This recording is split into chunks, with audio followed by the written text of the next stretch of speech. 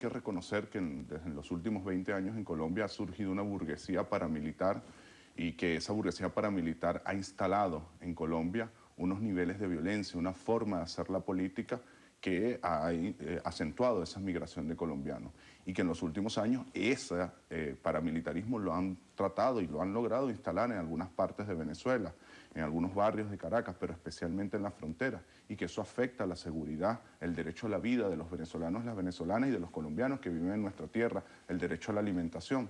Así que bueno, por distintas vías diplomáticas, en la última reunión de Cartagena se le ha planteado al gobierno de Colombia. Sin embargo, vemos que no se hace nada y el gobierno bolivariano está obligado a proteger los derechos humanos de quienes viven en esta tierra, obligados a proteger el derecho a la vida, el derecho al libre tránsito, el derecho a la paz. Y por eso, bueno, hemos tenido que tomar estas medidas dolorosas, porque nosotros amamos el pueblo de Colombia, pero que nos obligan a proteger a nuestro pueblo. Así que es una decisión que está tomando el presidente, que es reconocida por la mayoría de los venezolanos, por la mayoría de los colombianos que viven en Venezuela, para proteger al pueblo venezolano, para proteger sus derechos fundamentales.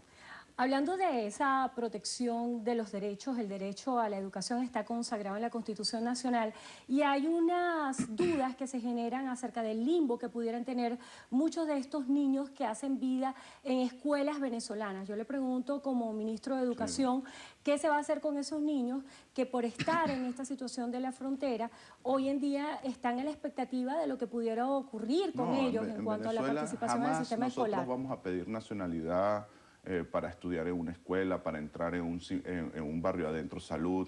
Por el contrario, hemos sido históricamente un pueblo que recoge a los pueblos europeos cuando tuvieron sus crisis, a los pueblos caribeños cuando han tenido sus crisis, al pueblo colombiano durante la guerra. Lo que le estamos exigiendo al gobierno de Colombia es que tiene que poner control en su frontera. No puede ser que al cruzar la frontera haya un cambio de la moneda venezolana sin ningún tipo de control, sino por el contrario, con la protección del Estado colombiano. No puede ser el tráfico de gasolina, el tráfico de alimentos. Apenas trancamos la frontera, dejaron de haber colas en la frontera del lado venezolano y empezaron a haber del lado colombiano. Esa es la mayor muestra de que hay un sistema paramilitar que está aprovechándose a través de la violencia, a través del tráfico, de los recursos que el Estado venezolano invierte para proteger el ingreso, para proteger el salario, para subsidiar alimentos, para subsidiar un conjunto de servicios para que la gente pueda vivir con dignidad. Y nosotros ahí vamos a ser muy claros, tiene la obligación el Estado colombiano de poner control en su frontera. No podemos permitir que al pasar la frontera se haga lo que sea, lo que ellos quieran sin ningún tipo de control, y eso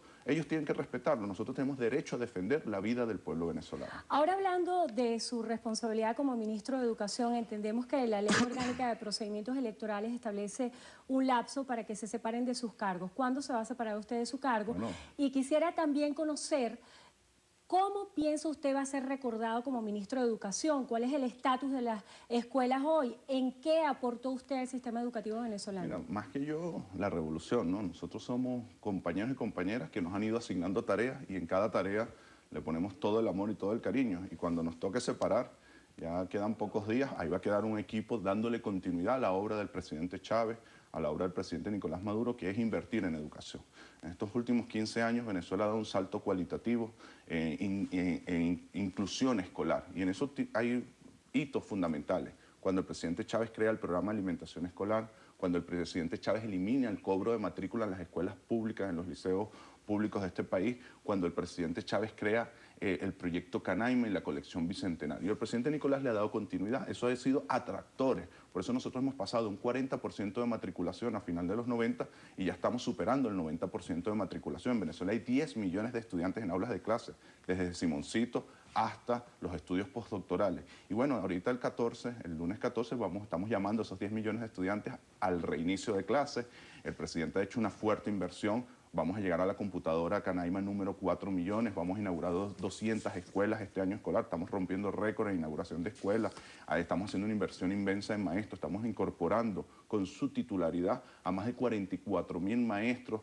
Ahorita vamos a un nuevo ciclo de pago de prestaciones, vamos a pagar más de 5.000 prestaciones a maestros, con eso nos ponemos al día hasta el año 2015, es decir, hay una inversión inmensa. Y ahorita el presidente acaba de tomar la decisión, esto es parte de su viaje a China, de dotar a más de 5 millones de estudiantes que están en escuelas y en liceos públicos, de su bolso, con sus cuadernos, con sus libros, con sus borradores, con sus lápices, que por supuesto va a ayudar y a proteger los ingresos de la familia venezolana. Así que cuente toda la juventud que está en escuelas y liceos públicos, con, aparte de las canaimas, aparte de los libros, ahora con un morral con todos los útiles escolares.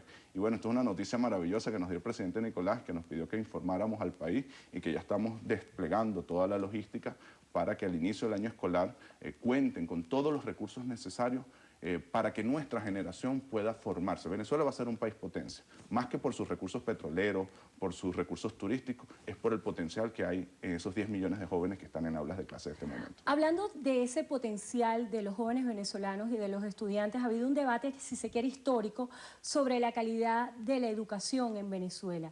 A su juicio, ¿la calidad de la educación en Venezuela en qué estatus se encuentra? Yo creo que la educación en Venezuela es mucho mejor que la que teníamos en los 90, pero no es suficiente para el país que aspiramos a ser. Por eso la consulta que nos manda a hacer el presidente Nicolás Maduro, donde participaron más de 7 millones de personas y de la cual surgió un plan que empezó en el 2014 y termina en el 2024. ¿Cuál es el reto de eso? Nosotros tener la mejor educación que podamos tener para nuestros hijos, porque ellos son los que van a desarrollar el país potencia. Eso significa 100% de escolaridad, eso significa buena infraestructura, eso significa mucha inversión en nuestros maestros, en su formación permanente. Ahorita hemos empezado a construir todo un sistema de formación permanente, porque un maestro se forma durante 4 o 5 años en una universidad, pero luego da clase durante 30 años. Si durante esos 30 años no hay una formación permanente, o por ejemplo, hoy me pregunto, el maestro que tiene 25 años en una escuela, cuando se graduó, ¿sabía cómo usar la canaima? Es decir, si no hay una formación que con las nuevas tecnologías, con las nuevas cosas que están pasando en el mundo, se desactualiza. Entonces ahí nosotros tenemos que invertir todo el tiempo, todo el amor, todo el cariño, todos los recursos que sean necesarios.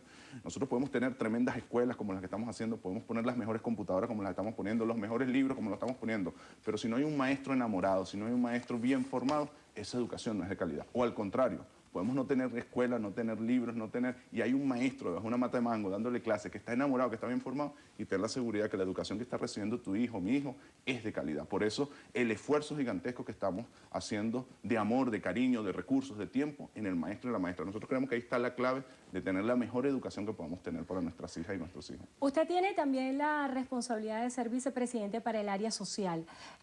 Para muchos, el oficialismo se encuentra, si se quiere, desconectado de la realidad de lo que está sucediendo en el país en materia de abastecimiento. ¿Considera usted que están conectados con la realidad de las personas que están viviendo todos los días de tener que hacer cola para comprar los productos? Si estuviésemos desconectados de la realidad, no estaríamos dando la batalla que estamos dando, haciendo la OLP, cerrando la frontera, persiguiendo el bachaqueo y haciendo un inmenso esfuerzo desde el punto de vista de la política social en un año que es difícil porque los ingresos petroleros bajaron de 100 a 40. Es decir, como si tu casa, el salario hubiese bajado un 40 y te hubiesen dicho, sigue administrando la casa. Así le tocó al presidente Nicolás Maduro. Con el 40% de ingresos del año pasado sigue. ¿Qué hubiese hecho cualquier capitalista? Dice, bueno, dejo de aumentar salarios, paro la misión vivienda, dejo de entregar pensiones. El presidente dijo, no, como está esta situación, como la reconozco, por el contrario, lo que tengo que hacer es invertir más. Y por eso más vivienda, por eso más mercales, por eso más pensiones. Este año estamos incrementando 300.000 pensiones más a las 2.600.000 que teníamos. Solamente para que tengamos un dato comparativo, cuando la revolución llegó en el año 99, el 19% de la población en edad de pensión, es decir, mujeres con 55, hombres con 60 años de edad o más, estaban pensionadas. 15 años después, el 76%. Y no vamos a parar hasta que el 100% de la población esté pensionada. No vamos a parar hasta que el 100% de la población tenga su vivienda digna. No vamos a parar hasta que todo el pueblo venezolano viva con dignidad. Se nos agotó el tiempo, pero brevemente tocando un poco el tema electoral. El dirigente de la oposición, Henry Ramos Ayub, hacía un señalamiento en el cual él decía que los